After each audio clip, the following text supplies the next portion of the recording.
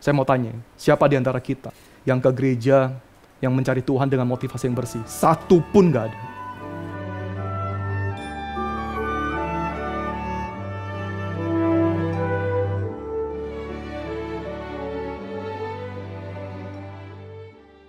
Kita bisa lihat bahwa ketika Yesus di Kapernaum, mereka banyak orang datang mencari Yesus. Ya. Mereka mengkerumuninnya sehingga tidak ada lagi tempat gitu. Ya. Pertanyaan adalah kenapa gitu? Kenapa mereka mencari Yesus? Kenapa mereka mengejar Yesus? Sebetulnya jawabannya cukup simpel.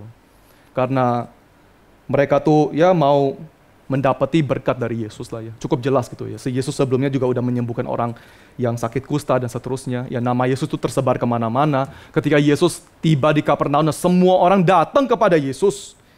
Cukup jelas bahwa mereka bukan datang untuk mencari Yesus dengan motivasi yang benar gitu. Nggak ada di antara mereka mau datang kepada, oh saya mau mencari Yesus. Ya gara-gara saya mau mendengar firman dari dia. Ya kata-kata hikmat itu nggak ada gitu. Kenapa mereka mau mencari? Karena mereka mau penyembuhan, mereka mau mujizat, mereka mau menyaksikan sesuatu, whatever. Ya. Tapi mereka bukan datang kepada Yesus dengan hati yang murni, rendah hati, saya mau mendengar kalimat dia, pengajaran dia. Itu nggak ada gambaran kayak gitu dalam cerita yang kita baca gitu. Tetapi menariknya di mana? Menariknya ya, di ayat kedua, di sana ditulis ya, di bagian akhirnya. Ya. Sementara ia memberitakan firman kepada mereka. Ya. Penerjemahan LAI, penerjemahan bahasa Indonesia itu kurang tepat dalam hal ini ya. Tetapi kalau kita lihat bahasa aslinya, bahkan bahasa Inggris ya, itu bukan while he was preaching, itu bukan sementara gitu ya. Bukan sementara dia sedang mengajar, tiba-tiba ada orang datang ya. Di LAI itu memakai kalimat ini untuk menyambung kepada ayat ketiga gitu ya. Sebagai penyambungan, tetapi sebetulnya bukan gitu. Dalam kalimat aslinya adalah ketika orang-orang ini mereka datang mencari Yesus, apa yang terjadi? Jesus preached to them. Titik. Full stop. Gitu. Ya. Bukan sementara, bukan sementara so ada orang, enggak, bukan ada penyambungan. Ketika orang-orang ini datang, ya, Jesus preached to them. Ya. Yesus mengajar mereka. Ya. Yesus memberitakan firman kepada mereka. Ini harusnya cukup jelas juga bagi kita ya, bahwa untuk Yesus ya, Yesus itu tahu sungguh jelas gitu bahwa orang-orang yang datang kepada dia nggak ada satupun tuh dengan motivasi yang bersih, gitu. Nggak ada gitu. Semua orang datang yang awal-awal di dalam pelayanan dia ya datang untuk melihat mujizat, datang mau disembuhkan, datang mau menerima berkat jasmani dan seterusnya. Kalau kita tahu, Yesus juga pasti tahu. Dia pasti tahu gitu. Tapi ketika semua orang yang motivasi yang nggak beres ini datang kepada Yesus, apa yang dia lakukan gitu? Apa yang dia lakukan? Dia tetap melakukan mujizat dan dia melakukan apa? Dia berfirman gitu. Dia mengajarkan firman kepada mereka. Ya.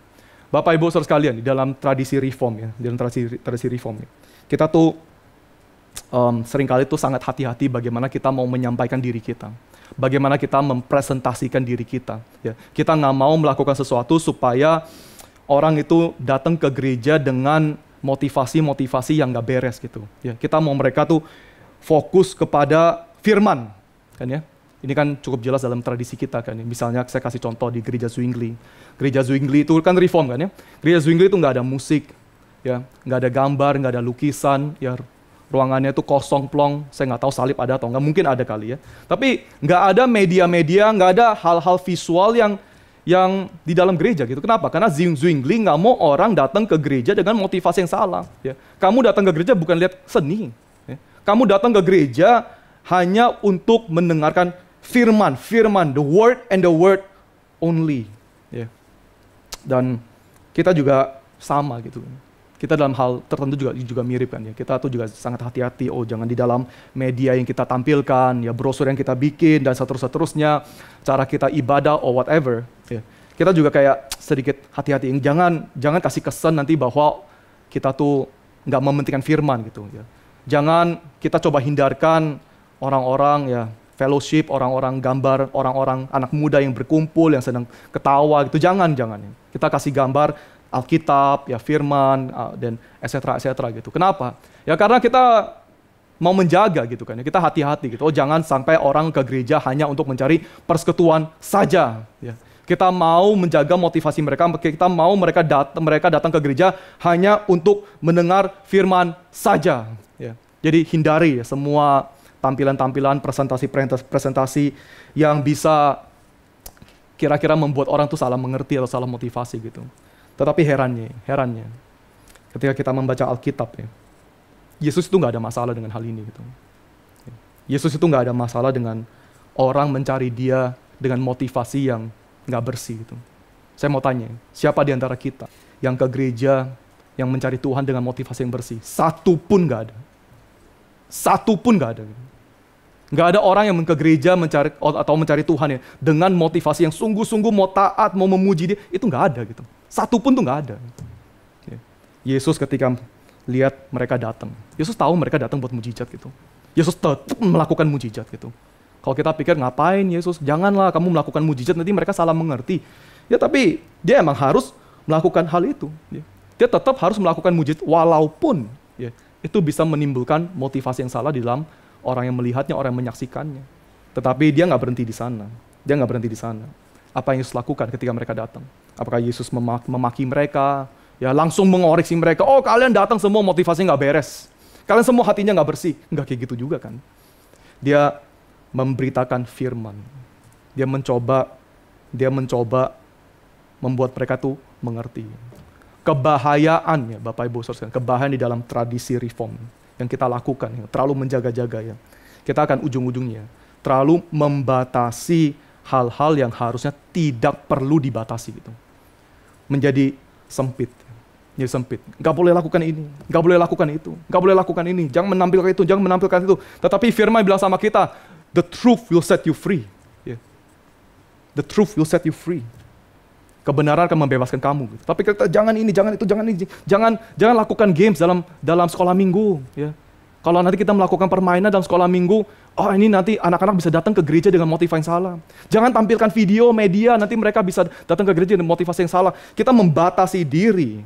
Kita membatasi diri dengan hal-hal yang sebetulnya nggak terlalu perlu dibatasi gitu. Ya. Tapi kita membenarkan diri kan. Ya. Kita membenarkan diri. Oh ya enggak, kalau kami kan emang firman itu paling penting, makanya kita harus sodorkan firman dan firman saja. Apakah Yesus nggak tahu ya firman paling penting? Yesus tahu. Yesus tahu lebih dari kita bahwa firman itu paling penting. Itu paling penting, dia juga tahu. Dia bukan nggak tahu, tapi dia tetap, orang datang dengan motivasi yang salah. Dia tetap melakukan mujizat. Dia nggak henti gitu. Kenapa? Karena mujizat penyembuhan jasmani itu juga bagian dari cerita Injil. Kalau mujizat bukan bagian dari cerita Injil, ya udah dibuang saja, nggak perlu gitu. Tapi mujizat itu bagian dari bagian Injil. Mujizat penyembuhan jasmani, ya itu juga di dalam pengharapan eskatologis kita. Ya. Kita di dalam pengharapan kita di dalam Kristus. Ya. Kita secara eskatologis kita percaya bahwa kita akan dibangkitkan dengan tubuh kan ya. Bukan cuma dengan roh gitu loh, tubuh. Ya. Yesus itu makan ikan bakar gitu. Kita ada tubuhnya. Penyembuhan jasmani itu juga bagian dari cerita Injil. Itulah kenapa tetap bisa di-include oleh Yesus walaupun bisa menimbulkan motivasi yang salah. Ya. Poin yang saya mau tekankan itu apa ya Bapak Ibu saudara sekalian? Sekali lagi, ya. Jangan membatasi diri ya, dan di-cut semua hal-hal yang padahal di-include dalam cerita Injil. Tapi kita sekarang, nggak mau, saya maunya sola scriptura, saya maunya firman saja gitu. Jangan. Ya. Persekutuan, fellowship ya, itu juga alkitabiah gitu. Saling mengasihi itu perintah. Ya. Orang bersekutu sebagai gereja, ya, sebagai saudara, itu perintah gitu. Tapi kita nggak mau sodorkan, nggak mau ya. Nanti orang motivasi salah, orang nanti datang ke gereja hanya cari pacar dan seterusnya. Sekali lagi, ya, semua orang datang ke gereja motivasi salah. No one comes with the right motivation. Gitu. Tapi kan pelan-pelan dididik ya. Itu kan kekuatan kita di Reform kan ya. Kita membanggakan, kita ada intelektual, kita akademik, kita bisa mengajar, ya pakai gitu. Nggak usah takut gitu. Nggak usah takut orang tuh motivasi salah, ya. Yesus juga nggak takut gitu. Datang ya datang gitu. Saat dengan hati yang salah ya udah, diajar, diberitakan firman kepada mereka. Ya. Kalau kita terlalu membatasi, ya, kita sebetulnya ya, agak menghalang pekerjaan Tuhan juga gitu. Ya. Ini harus kita terus gumulkan.